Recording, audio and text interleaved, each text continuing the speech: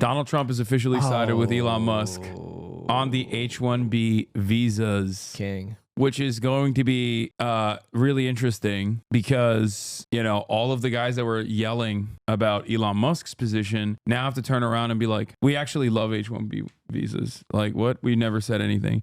Now, I don't think that that's entirely the case. I think it's because of I said this yesterday. I think that right-wing neo-Nazis are not as influential within the ranks of the Republican Party as you think they are. I just am excited to see Nazis be like, guys, the perfect is the enemy of the good when it comes to their extreme racism. We need to let the H-1B one. H-1B one. What is it? HV. What is it? HN. I don't know. You know what I'm talking about. H-1B. It's H-1B. on screen. Where? Right here.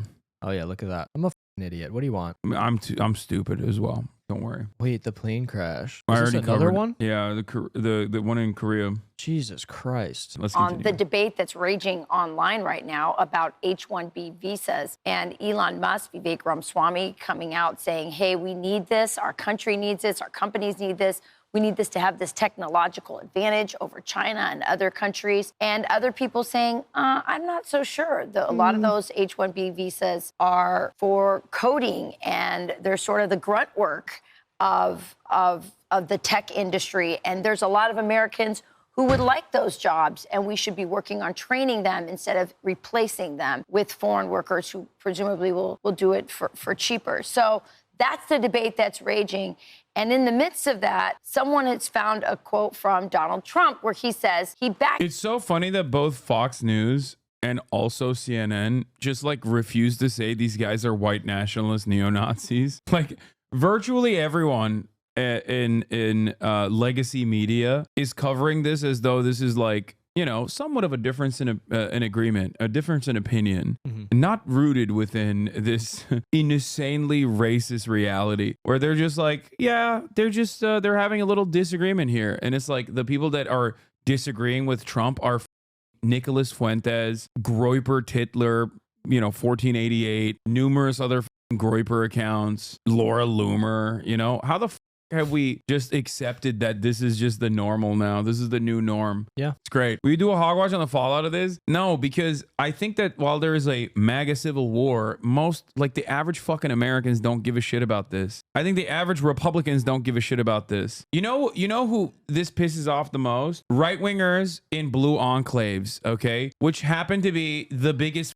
neo-Nazis in this country. Right-wingers in blue enclaves that were laid off from the tech sector. This directly pisses them off. Dude in Arkansas is not around like a whole bunch of Indians. For him, he doesn't even understand the difference. Like he doesn't know like the different slurs they use against Indian people. He thinks Indians were responsible for 9/11. He thinks when he sees a brown guy like that, he's like, I know what this is. This is the guy who, you know, blew up the towers. I'll never forget. Osama bin Laden.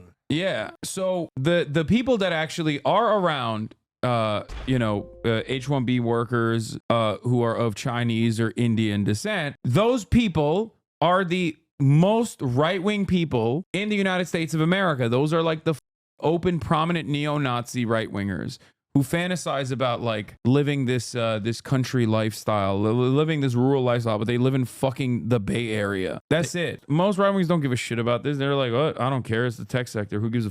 Those Nazis really don't like you very much. They always message me whenever I come on your stream. What do they say? Just not very nice things, but I block them. Really? Uh-huh. Do they know you're Jewish? Sometimes they say, yeah, they call me. They say Jew stuff. They might just be saying that though.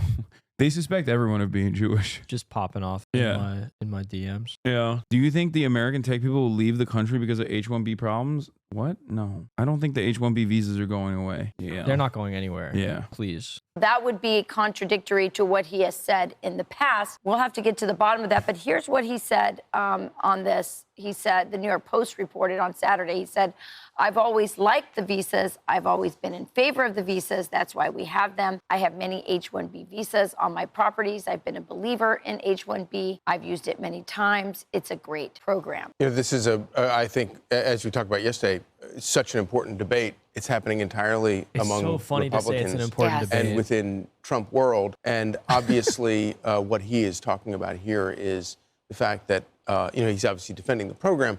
But what I also think is sort of interesting is that he put into place in his first term a lot of restrictions that protected the program, that reformed the program. And of course, one of the first things Joe Biden did, including opening the border wide open to let lots and lots of unskilled labor into the country that we have no control over. What is this? What happened? Forgot to paste the tweet, lol. Who is this? I had a rockstar application for college, near perfect SAT score, perfect AP scores on 7 different tests, Eagle Scout, blah, blah, blah. Having known you in college and seen you recently, have you considered it might be your personality and the appallingly nasty and unappealing way you conduct yourself, even compared to your many of your nationalist peers? Just a thought. He said you're gross even on nationalist Twitter. That's crazy. Even neo-Nazis don't like you. I draw the line at this guy. Yeah. Listen, we're all Nazis here, but that guy's really off-putting. Yeah. We don't like his fucking vibes. I think, like I was saying, this is not like a mover and shaker for the average Republicans. But I think given the overemphasis we have on Twitter still to this day, because a lot of prominent media people are still on it endlessly and relentlessly, it has the capacity to inform mainstream coverage on stories like this, despite the fact that their influence is greatly overstated, in my opinion, within the ranks of the Republican Party. It's like a holdover. Yeah. From when it was more relevant and also somehow less Nazi. I don't think there's ever, like, you have regular Republicans that say shit without being ideologically invested in like neo-Nazi ideology, right? Like you have people who will, drop the notion that like, yeah, Jews own the media, obviously. But like, I don't know how to explain it. They're not in the same camp as like a Nicholas Fuentes, who literally is like actively, deliberately trying to get other people to believe that it's always just like Jewish tricks at play. There are a lot of people that believe basically the same shit that like a Klansman believes, but doesn't actually fully think about it. Does that make sense? And I categorize them a little bit differently because I think the approach to them, the approach of like de-radicalizing those people is very different.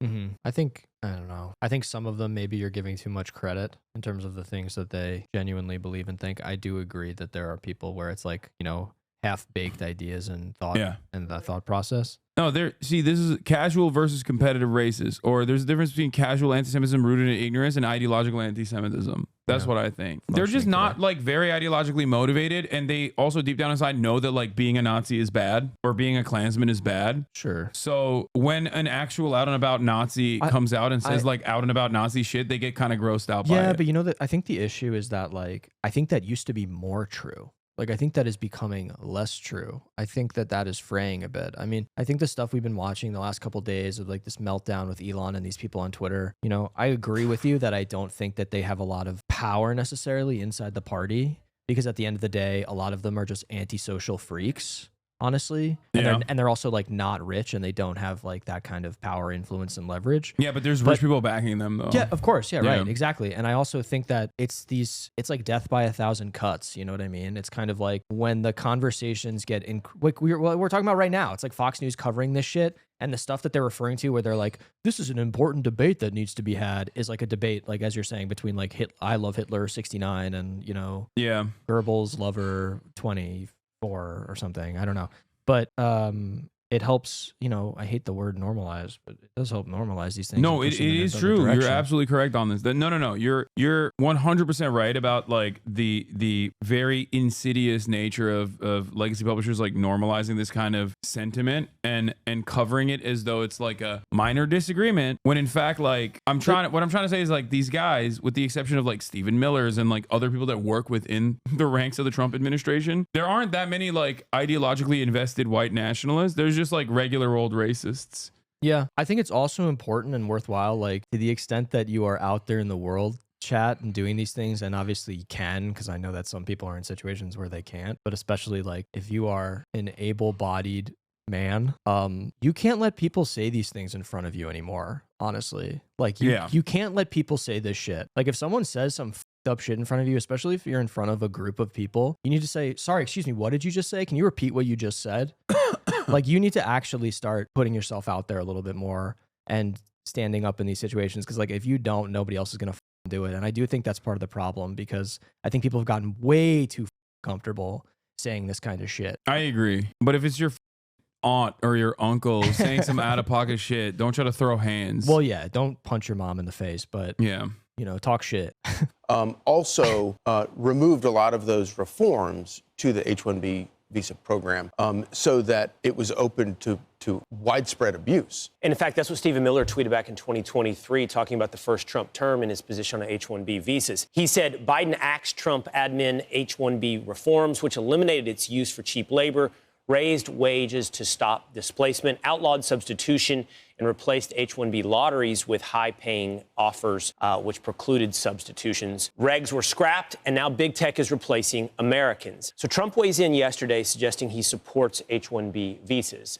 Now, in the past, he has looked for reforms to H-1B visas. Oh, dude, Miller is all over that fucking team, dude. What is he gonna do? I would say that, I mean, he has been the architect of almost all of Trump's immigration policies. He is an ideologically committed fascist, 100%. Like he is one of the worst pieces of shit in the Trump admin, I would say.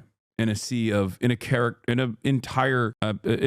awful individuals. On the surface, this issue, I don't think, has as deep a divide on the right as one might initially perceive. Meaning, I think a lot of people on the right, including obviously Donald Trump, and then Elon Musk, support the idea of bringing in whatever percentage it may be, 0.01%, whatever the number is, of highly skilled people from across the world. The idea of bring your best. But the program can't be abused to box American workers out. That's been the perspective in the past of Donald Trump. And I suspect it will be the position of Donald Trump in the future. But the debate got deeper and it got more contentious on the cultural level. And for example, that's where I took some exception to what I thought Vivek Ramaswamy made a too sweeping indictment of American culture. Elon, by the way, weighed in immediately after Trump. Pretty soundly, by the way. Pretty soundly.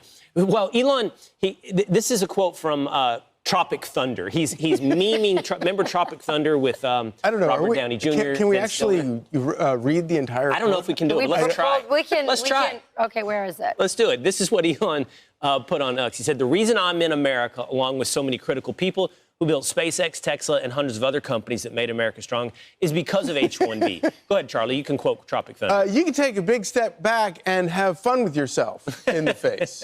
Yes. So that's what he said. He obviously feels very strongly about it. This is something that I can never get over, which is that like these guys will, smile and be like, every brown person of Guatemalan descent is a serial rape. But then they can't say F yourself because of TV restrictions.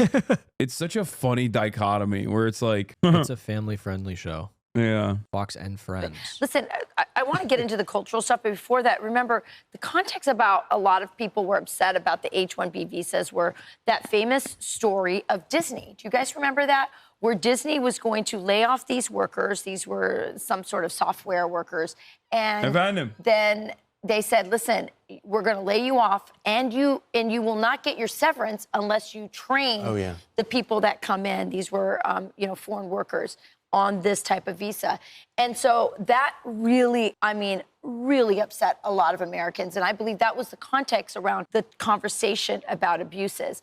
And lots of people are weighing in on both sides of this. Obviously, Vivek and Elon very strongly on the side of getting more H-1B visas, saying that we won't be competitive. The cultural side, I think is fascinating, Will and Charlie. I guess Vivek saying he thinks that we need to our culture has a problem with, not prizing enough those who are valedictorians and academically, succeeding versus those who are the prom queens and the quarterbacks, I guess. What I think they kind of wandered into, and neither Vivek nor Elon. Like I was saying though, I don't think this is going to cause as big as a rift as I wanted to in the Republican ranks, is what I mean. Especially now that Donald Trump has come out in favor of the H-1B visas. The only rift that this will cause is it further solidifies Elon Musk as the shadow president. I think that will piss Trump off more. New key to understanding Elon. Watch Tropic Thunder and you'll understand some of the memes and references on the timeline. I hate these people so much. It's just like how stupid and smarmy they are. They're such ginormous little baby losers, and yet they think they're so cool. Like in their little, they feel like they've carved out this like subculture of political dissidents that are engaging in disruptive discourse, like watch Tropic Thunder, and you'll understand some of the memes and references on the timeline. Watch Tropic Thunder if the wokes haven't gotten to it already. They want to take down Tropic Thunder. You hate Elon or Maher more? Elon. Elon is more damaging than Bill Maher. Bill Maher is damaging to my own personal psyche, but Elon Musk is definitely a worse part. Elon Musk is like up there with Donald Trump with how awful he is.